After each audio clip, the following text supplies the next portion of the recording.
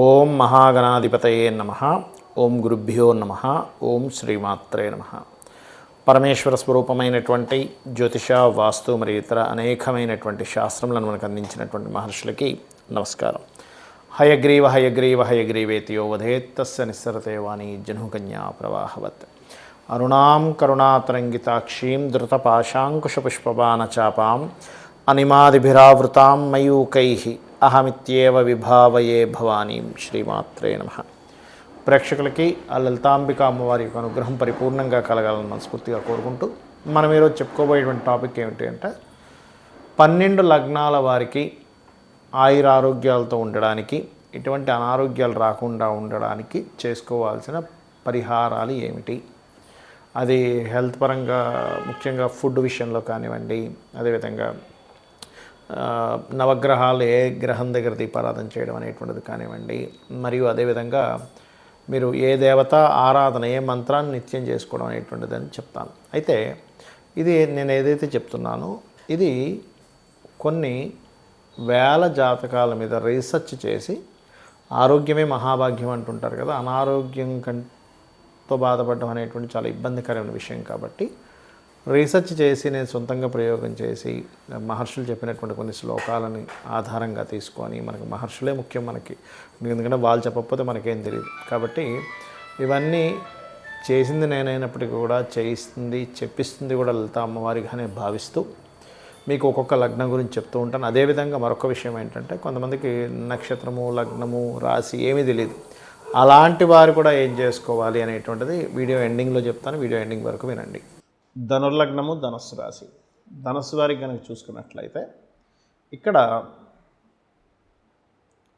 లగ్నం నుంచి 6వ స్థానం శుక్రుడి యొక్క పాత్ర చాలా ఎక్కువగా ఉంటుంది. మీరున్న రోగ శత్రు సంబంధించినటువంటి విషయాలు ఇంకా అందులో తిరుగులేదు.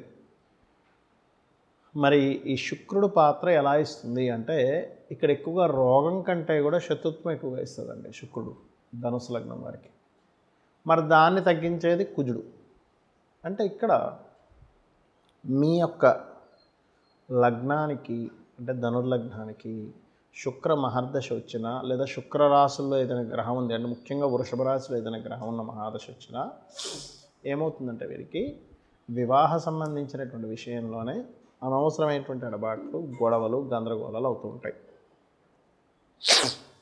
మరి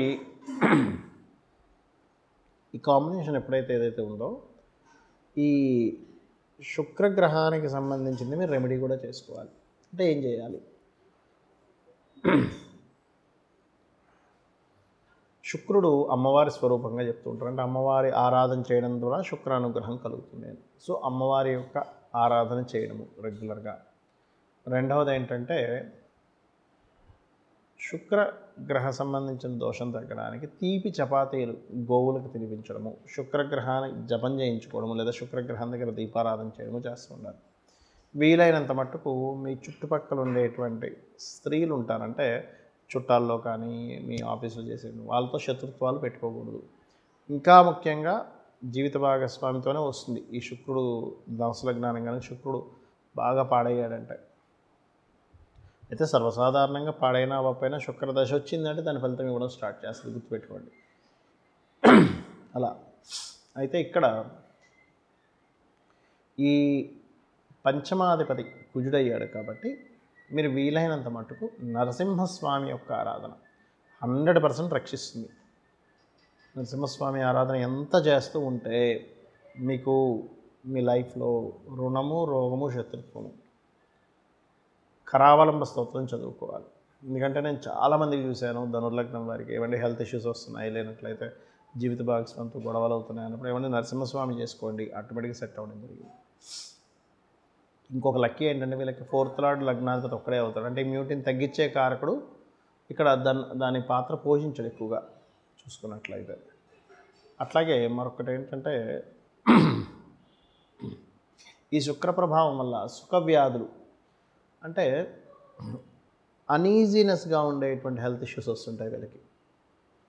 కానీ ఎక్కువ పాత్ర వీళ్ళకి రోగం కంటే కూడా, రోగం అంటే హెల్త్ ఇష్యూస్ వస్తే రావని కాదు, కంటే కూడా ఎక్కువ పాత్ర పోషించేది మాత్రం జీవిత భాగస్వామితో వచ్చేటువంటి ఇబ్బందే. అది స్త్రీ అయినా పురుషుడైనా సరే.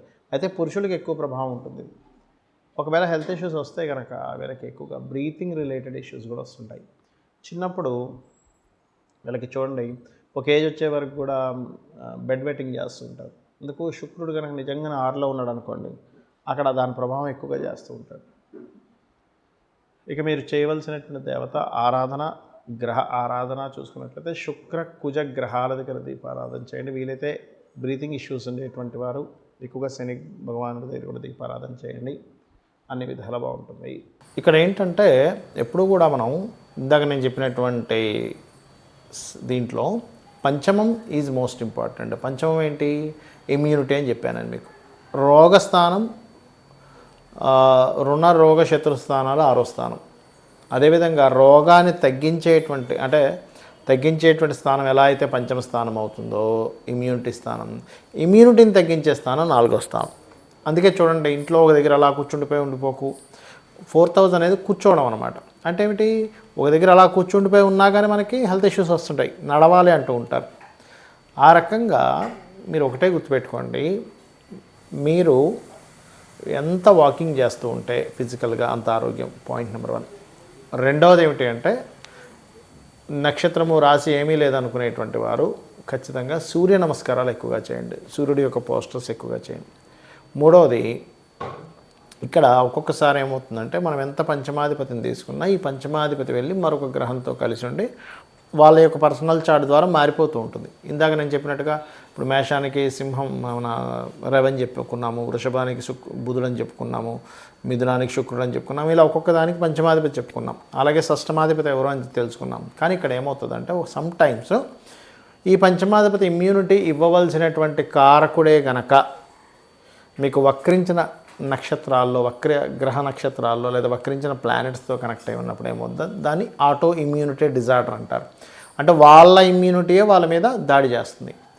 అప్పుడు అర్థం కాదరే ఏంటి ఇట్లాగా. అప్పుడు మనం ఏం చేయాలంటే, అది ఏదైతే దాడి చేస్తుందో దానికి కూడా దానం ఇవ్వాల్సి వస్తుంది. ముఖ్యంగా 6వ స్థానాధిపతి ఎవరైతే అయ్యారో మీ లగ్నం నుంచి వాళ్ళకి దానం ఇవ్వడము, 5వ స్థానానికి సంబంధించిన మంత్ర సాధన చేసుకోవడం చేయండి. ఇందులో సమ్ టైమ్స్ పాపగ్రహ మధ్యన ఉంటుంది.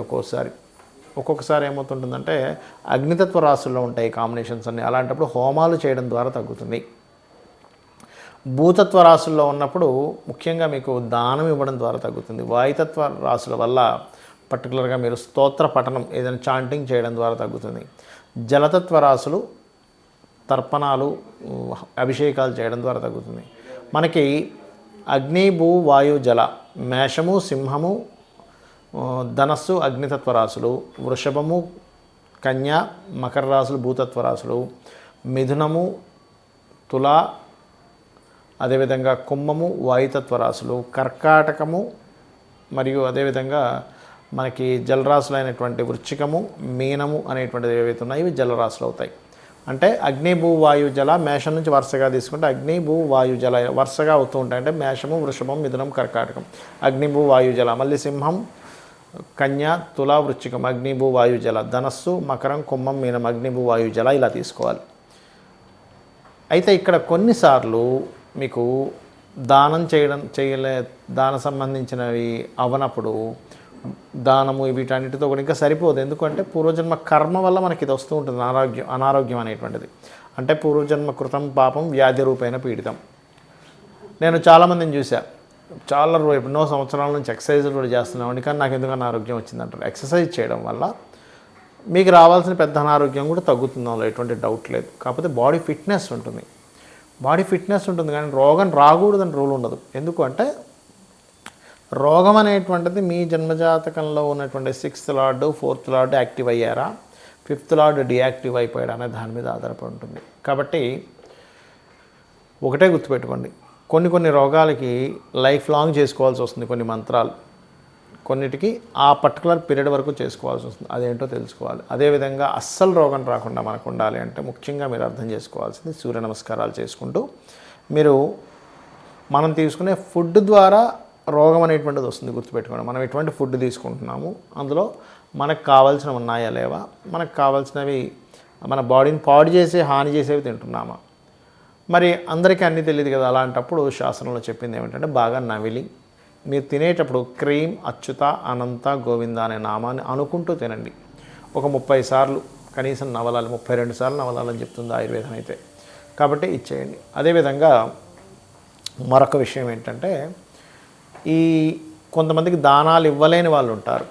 ఏమండి మేము దానం ఇవ్వలేను, నా దగ్గర డబ్బులు లేవు, కానీ అనారోగ్యంతో బాధపడుతున్నాను అనుకునేటువంటి వారు ఓం సర్వవ్యాధి ప్రశమని సర్వమృత్యు నివారిణి అగ్రగణ్య అచింత్య రూప కలికల్మషనాశిని నమః చేసుకోవాలి. చేసుకుంటూ ఉంటే ముఖ్యంగా ధ్యానంలోకి వెళ్ళి శ్వాస మీద ధ్యాస, అంటే ఇక్కడ కాన్సన్ట్రేషన్ చేసినట్లయితే శ్వాస మీద ధ్యాస ఆటోమేటిక్గా కనెక్ట్ అవుతుంది.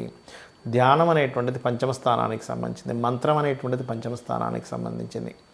అదేవిధంగా మీరు ఏదైనా చాంటింగ్ చేస్తున్నారు పంచమ స్థానానికి సంబంధించింది. కాబట్టి ఏంటి, ఈ ధ్యానము మంత్రం ఇవి చేయడం ద్వారా కూడా మీకు చాలా మటుకు పూర్వజన్మ కర్మలు దగ్ధమవుతాయి. అందులో ముఖ్యంగా లలితా సహస్రనామాలు, సూర్య నమస్కారాలు, మీకు దగ్గరలో ఆలయం ఏదైనా ఉన్నట్లయితే ఆ యొక్క ఆలయాలకు వెళ్ళి అక్కడ మీరు ఏదైనా సరే మీకు తోచినటువంటి పరిహారం చేయడము, అంటే అక్కడ మీరు సేవ చేయడం ముఖ్యంగా చేసినట్లయితే ఖచ్చితంగా మీకు ఉన్నటువంటి అనారోగ్యాలు తగ్గాలని, అమ్మవారు మీకు తగ్గించాలని మనస్ఫూర్తి కోరుకుంటూ శ్రీమాత్రే నమః.